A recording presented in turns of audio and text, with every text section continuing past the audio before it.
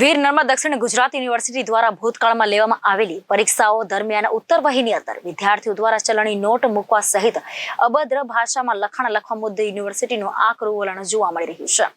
વારંવાર આ પ્રકારની બનતી ઘટનાઓને લઈને યુનિવર્સિટીના પ્રશાસન દ્વારા પરીક્ષાના નિયમો કડક બનાવવામાં આવ્યા છે અને પરીક્ષામાં ગેરરીતિ આચરતા અથવા ઉત્તર વહીમાં અભદ્ર ભાષામાં લખાણ તેમજ ચલણી નોટ મૂકવી જેવી બાબતો ધ્યાને આવશે તો તેવા વિદ્યાર્થીઓ સામે કડક કાર્યવાહી માટેના આદેશ યુનિવર્સિટી પ્રશાસન દ્વારા કરવામાં આવ્યા છે।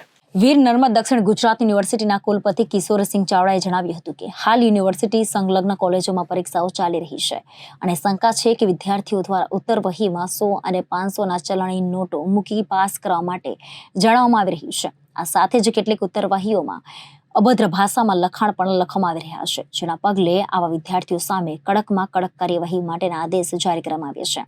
હાલની પરીક્ષાઓમાં આ પ્રકારની ગેરરીતિની શંકાઓ છે। ગિરનારમાં દક્ષિણ ગુજરાત યુનિવર્સિટીની હાલની પરીક્ષાઓ ચાલી રહી છે।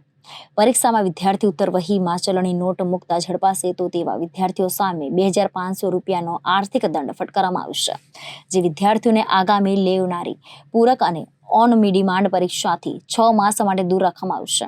આ સિવાય માઇક્રો ઝેરોક્સ સાથે ઝડપાયેલા વિદ્યાર્થીઓને પણ 500 રૂપિયાના સુધીનો દંડ અને ઓન ડિમાન્ડ તેમજ પૂરક પરીક્ષાના લાભથી વંચિત રાખવામાં આવશે।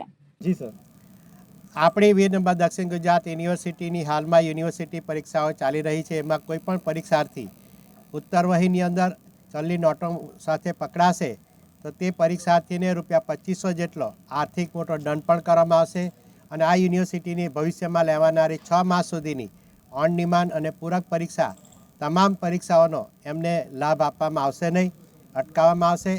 આ ઉપરાંત યુનિવર્સિટી તરફથી જે લોકો આ પરીક્ષાર્થીઓ અભદ્ર ભાષાની અંદર લખાણ લખે છે તે વિદ્યાર્થીઓને મેન્ટલી માનસિક સર્ટિફિકેટ, ફિટનેસ સર્ટિફિકેટ પણ મેળવવાનો એને આદેશ જારી કરી દેવામાં આવ્યો છે।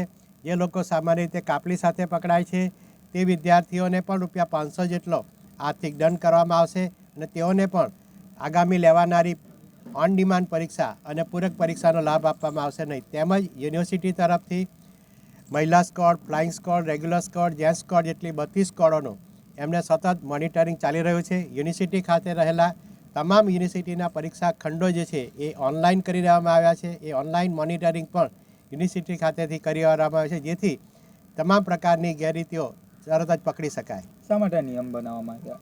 આ પ્રકારના નિયમો ભૂતકાળમાં પણ વિદ્યાર્થીઓ આ પ્રકારની ચલણી નોટો અને અભદ્ર ભાષાનું લખાણ વધતું જાય છે અને આને વિદ્યાર્થીઓ પર રહેલા આ સોશિયલ મીડિયાના પ્રભાવને કારણે એને અટકાવવા માટે આ પ્રકારના કડક પગલાઓ લેવાનું આ યુનિવર્સિટી તરફથી આયોજન કરવામાં આવ્યું છે। Reporter Arvind Rathod, Janadesh News, Surat.